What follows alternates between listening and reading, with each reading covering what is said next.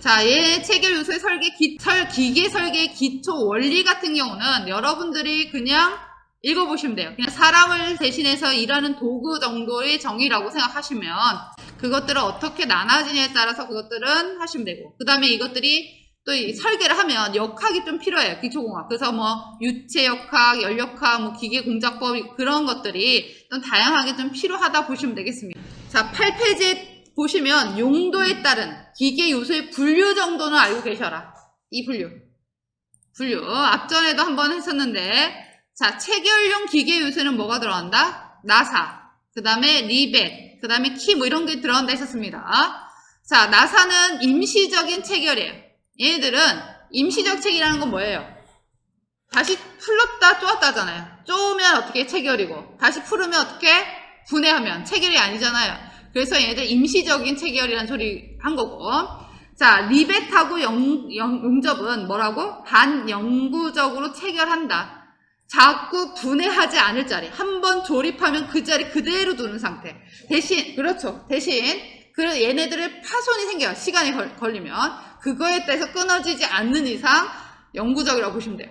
자, 리벳은, 자, 용접은 어떤 건지 아시죠? 용접은 아시는데, 리벳은 앞에 말했듯이 두 물체가 이렇게 얘네들 체결을 할 거예요. 이 두 물체가 이렇게 두 개가 있는데, 이거를 구멍을 내요. 요 사이에 이렇게 구멍을 내서, 그 다음에 얘네들 공구가 이렇게 생긴 게 있어요. 머리가 둥근 것도 있고요. 접시 얘네들 이렇게 된 접시머리도 있어요. 아시겠죠? 접시머리도 있어요. 머리가 좀 틀려요. 이렇게 된 거를 여기다 넣어요. 자, 그럼 이렇게 넣으면 공간이 조금 떠요. 여기서 떠요. 이렇게 넣고, 자, 여기 공간 뜬 상태에서 여기다가 밑에다가 이렇게 된 공구를 눌러요. 이렇게 누르면 얘가 어떻게 해야 돼요? 이렇게 또 반원이 되겠죠? 누르면 얘가 어떻게 돼요? 팽창이 되니까 옆에가 어떻게 채워진다 보시면 돼요. 아시겠죠? 그러면 얘네들 이렇게 하게 되면 이게 리베팅이라고 합니다. 아시겠죠? 리베팅 하면 얘네들 해당되는 것들이 어떻게 위아래가 체결된다고 보시면 돼요. 아시겠죠? 이게 끊어지지 않는 이상 얘도 어떻게 된다? 영구적이다. 그 다음에 키 우리 했었죠? 축과 보스 회전체에 해당되는 연결했었잖아요. 그렇죠? 자, 그런 것들 우리가 스포기어나 뭐 하면 여기 조금씩 튀어나가고 축하고 연결돼 있던 거 이거 보스라고 했었잖아요. 그 회전체를 연결하는 거 아시겠죠? 회전체. 그 다음에 키는 우리가 스포기어하고 축에 끼웠었죠? 그래서 같이 돌았잖아요. 그쵸? 그럴 때 얘도 체결용이 되는 거예요. 아시겠죠? 맞죠? 그 다음에 핀 우리 썼던 거 기억나시나요? 핀? 자, 여기 보면 핀 있잖아요. 여기 5번이 핀이잖아요. 그쵸? 그럼 얘네들은 4번이 좌우로 움직이끔 못하게 고정을 해버리잖아요. 이것도 체결에 해당되는 거예요. 아시겠죠? 핀도. 근데 핀 종류도 여러 가지가 있다 보시면 되겠고. 자, 코터도 핀처럼 생긴 건데 좀 차이가 나요. 자, 코터는 자, 소켓처럼 생겼다고 보시면 돼요. 여기 구멍 난 거에. 그 다음에 얘네들 이렇게 축이 이렇게 조립해서 들어가 있어요. 거기에 이렇게 세기로 여기 축하고 여기 원통을 둘 다 구멍을 내서 쑥 들어가서 체결한다고. 기계 요소에 체결용에는 이런 것들이 있다는 거 용도 알아두시고. 그 다음에 축용. 자, 축용의 기계 요소에는 축 자체가 축용이고, 그 다음에 축 이음과 축과 축끼리 이렇게 떨어져 있는 축을 연결해야 되잖아요. 그러면 앞전에 우리 커플링이라고 했던 거 기억나시나요? 이렇게 해서 연결해서 이렇게 들어가야 돼요. 아시겠네? 이렇게 연결하는 경우 있어요. 두 개가 맞부어서 여기 5번처럼 이거. 이 축과 이것도 여기 다른 게 이렇게 붙여요. 그럼 여기에 또 여기 축이 있어요. 그 여기 볼트를 체결하는 거 아시겠네? 그럼 축과 축이 떨어져 있어도 연결할 수 있는 거.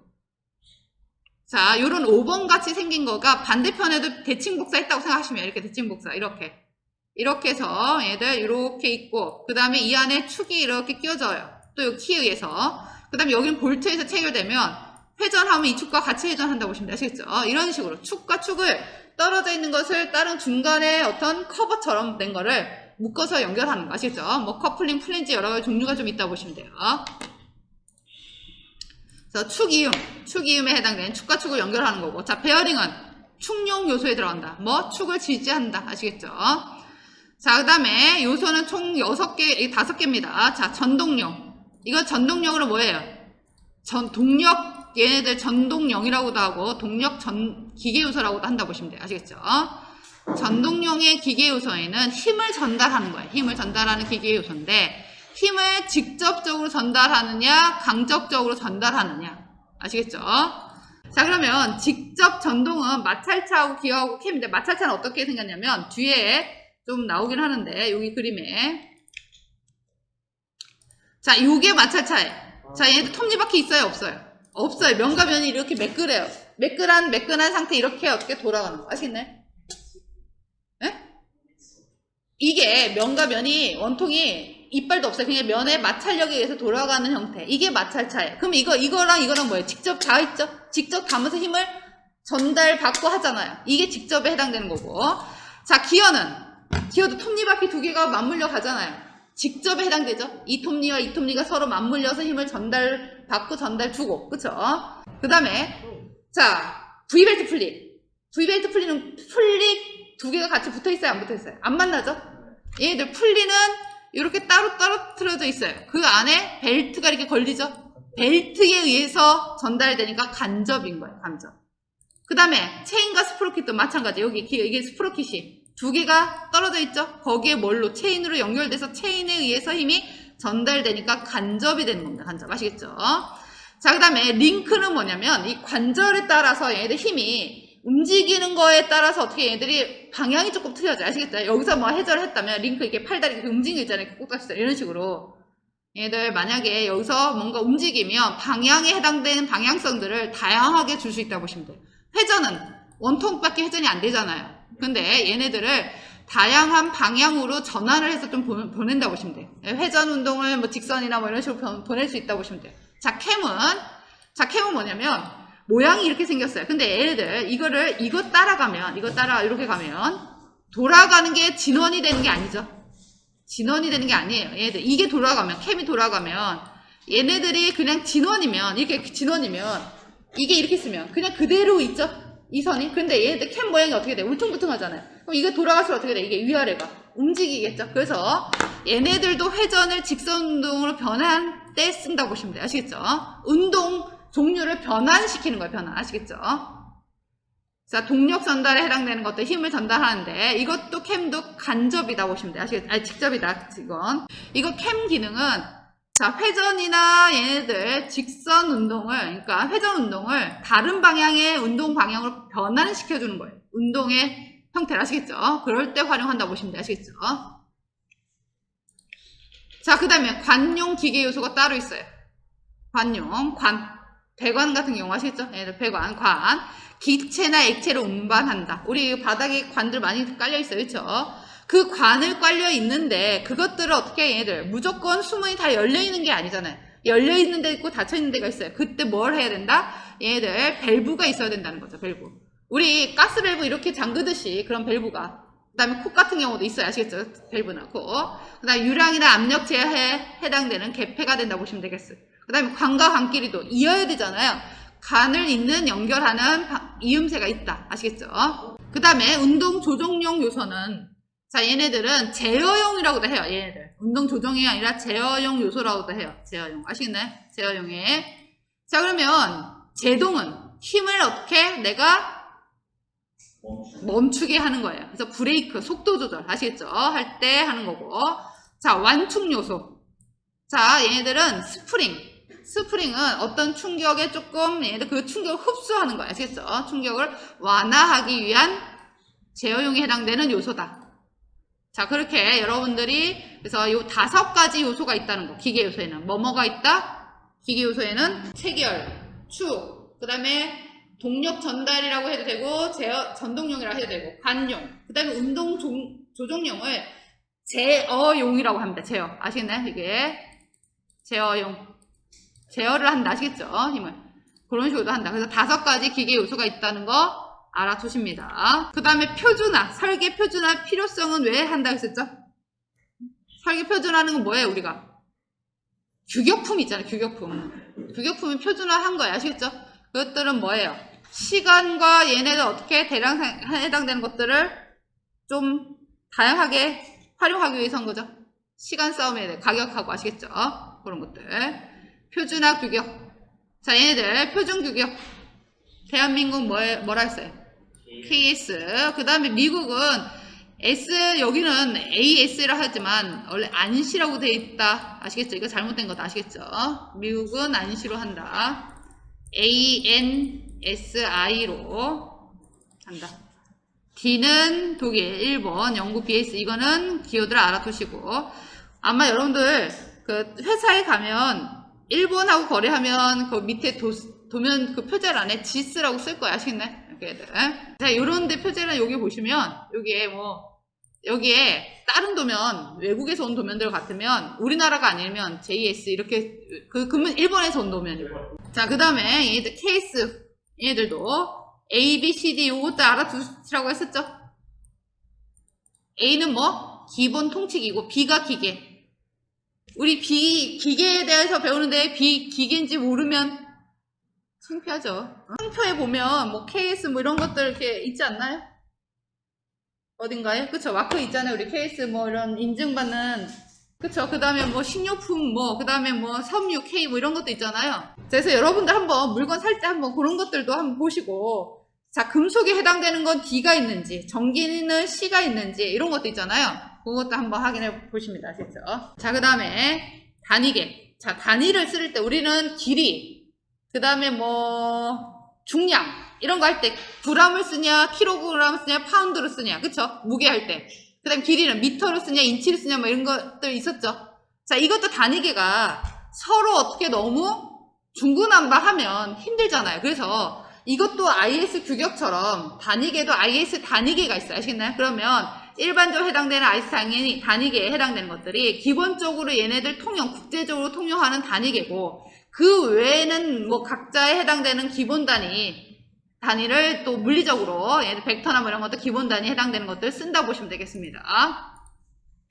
자, 이게 기본 단위에 길이에 해당되는 건 미터로 쓴다. 밀리미터가 아니라 아시겠나요?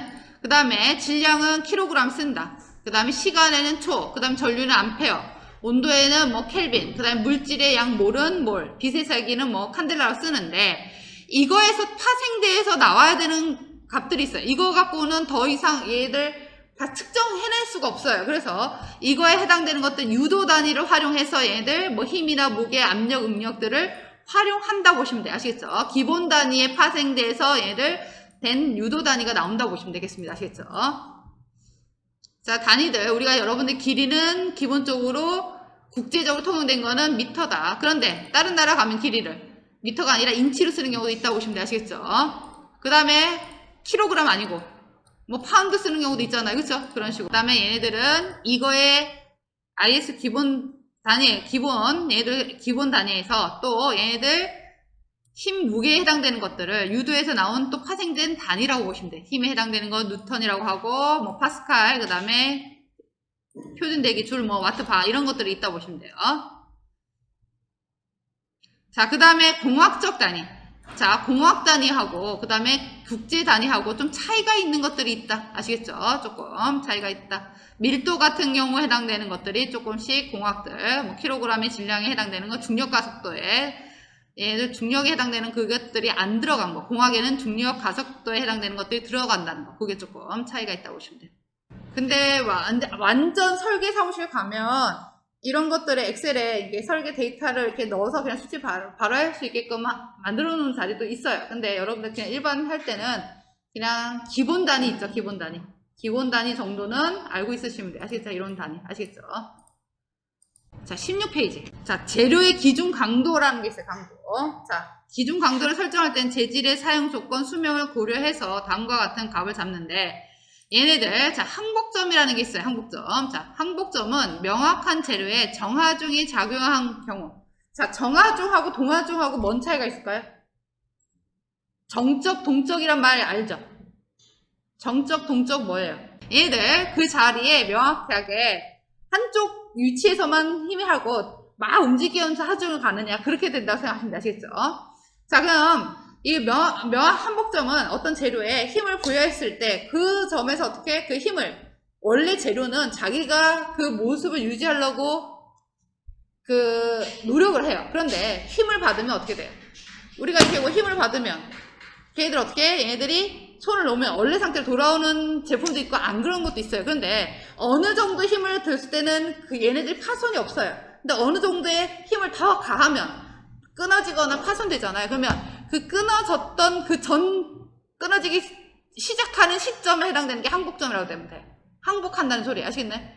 그러니까 완전히 끊어지지 않았어요. 끊어지진 않았지만 그 어느 위치에 가면 더 이상 자기가 원래 복구 못으로 못 가는 지점이 항복점이라 생각하시면 되겠습니다. 아시겠죠? 그렇죠. 그 다음에 그 항복점에서 더 이상 이제 원래대로 못 가면 이제 그게 해당되는 그 점을 견디는 게 극한 강도예요. 아시겠죠? 항복점을 견디는 게 극한 강도고. 그 다음에 얘네들 긴 기둥이나 편심 하중이 작용하는 거는 이렇게 한쪽이 아니라 약간 우툴부툴해서 힘을 받는다는 소리예요. 그건 자구 강도고. 그 다음에 반복 하중이 자꾸 작용하는 거. 계속 반복적으로 계속 힘을 하면 어떻게 돼요? 아프잖아요. 그게 이제 필요 한도라고 보시면 돼요.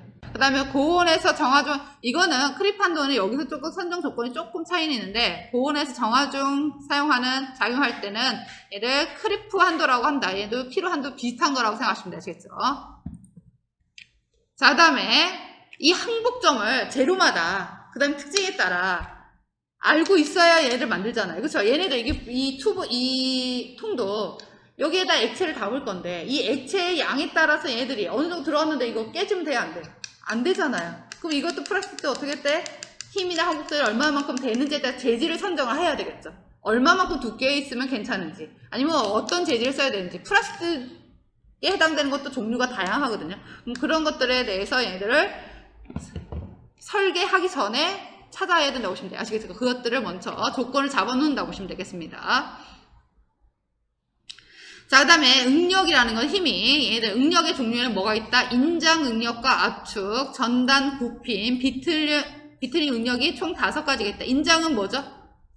잡아 당기는 거야. 아시겠죠? 잡아 당겼을 때 얘네들 이렇게 했을 때 얘가 잡아 당겼을 때 얘네들이 어느 정도까지 견디느냐. 그 다음에 눌렀을 때 응력. 그 다음에 전단은 잘랐을 때 자르는 단면 아시겠죠?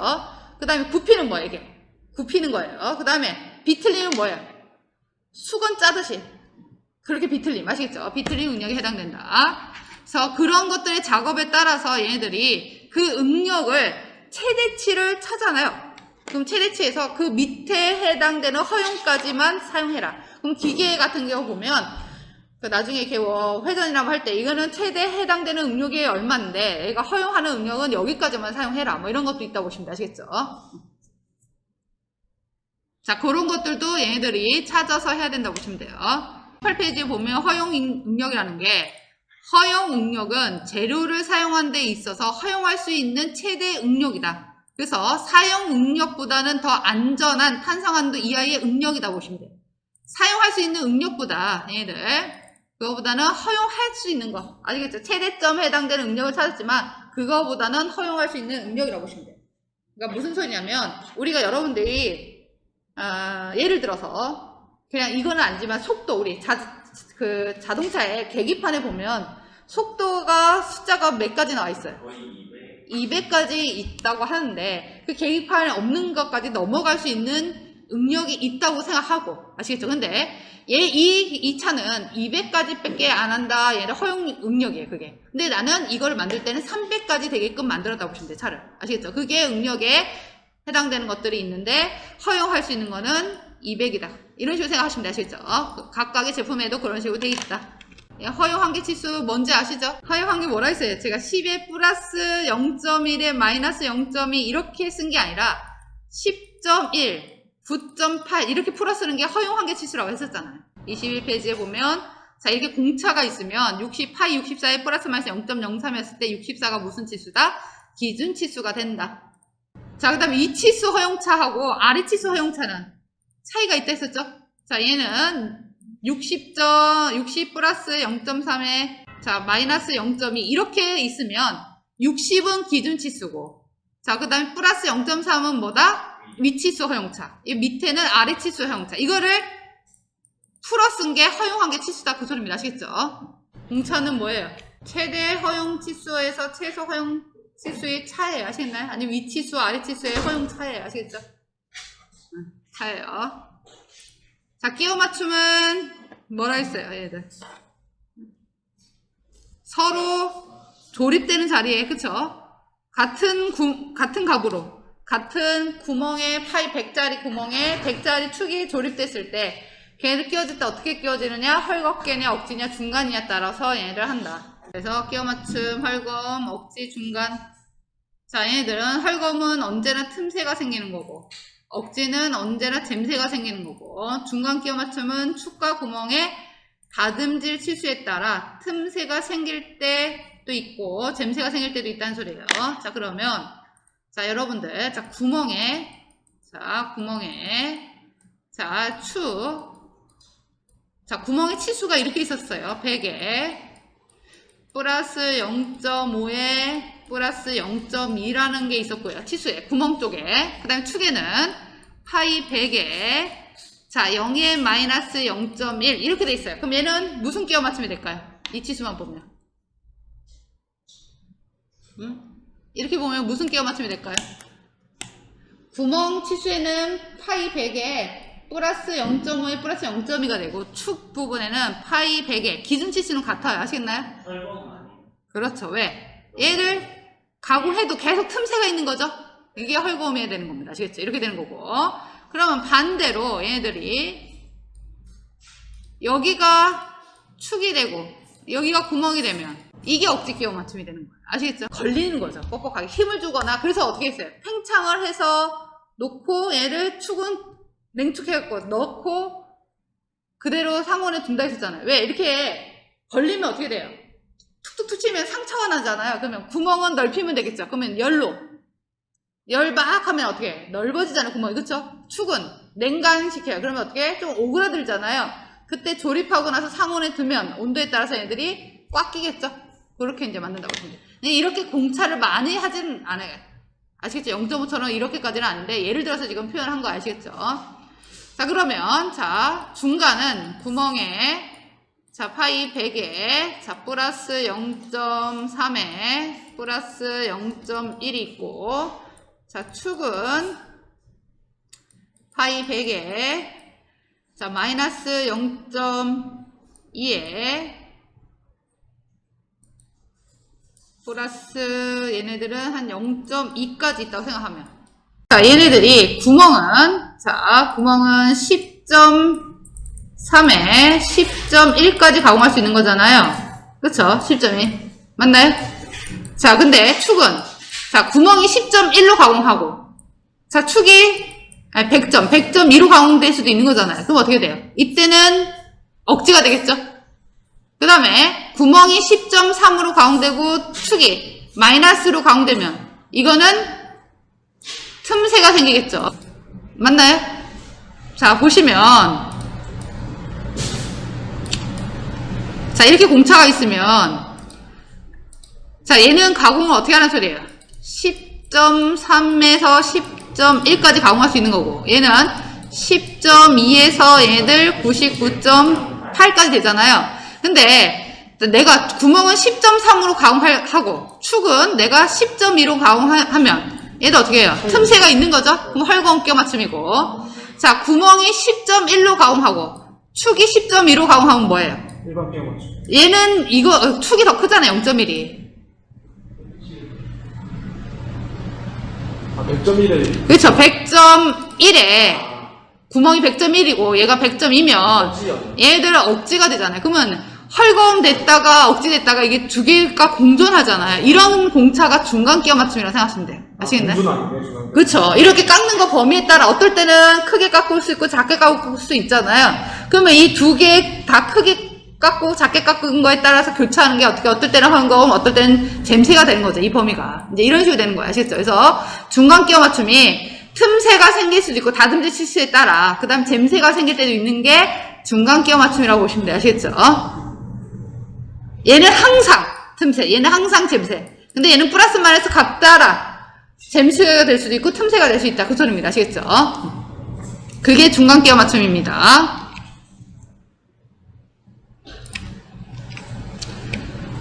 자, 그 다음에 앞전에도 얘기했어요. IT 등급 몇 등급? 18등급인데 총 개수가 나눠진 건 20등급이라 했어요. 왜냐면 0, 1 이렇게 있어서. 아시죠? 자, 근데 등급의 숫자가 작으면 작을수록 공차에 해당되는 정밀도는 작다. 공차역이 작다는 소리 아시겠나요? 공차역이 작다는 거는 뭐냐면 얘들 치수가 플러스 0.5에 만약에 0이다. 그러면 이 공차역은 뭐예요? 0.5잖아요. 차가. 그쵸? 근데 이것들이 작으면 작을수록, 공차역이 작으면 작을수록, 얘가 플러스 0.2가 되면, 공차가 0.3이 되겠죠? 그럼 공차가 작으면 작을수록, 이 역이 작을수록 어떻게? 정밀하다는 소리, 아시죠? 이런 범위가 어떻게? IT 등급이 작을수록 작다 보시면 돼요. 그래서 정밀하다 보시면 돼요. 아시겠죠? 그래서 0, 1로 갈수록 어떻게? 얘들 일반 제품을 만들지 않고 어떻게? 0, 1에서 4까지 뭐 만들었다, 우리? 게이지, 측정기구에 만들 때 그 등급에 들어간다. 아시겠죠? 그럼 우리가 조립하는 끼워 맞춤에서는 어디에 들어가냐면 5에서 얘들 10범위에 들어간다고 보시면 돼요. 근데 구멍이냐 축이냐에 따라서 조금 차이가 있다. 구멍은 한 단계 더 많다 보시면 돼요. 아시겠죠? 축은 한 단계 나눈다 보시면 되겠고. 자, 그래서 5에서 10은 끼워 맞춤에 해당되는 것들. 그 외 안 되는 것들은 등급 그 외다 보시면 되겠습니다. 자, 그런 것도 등급 알아주시고.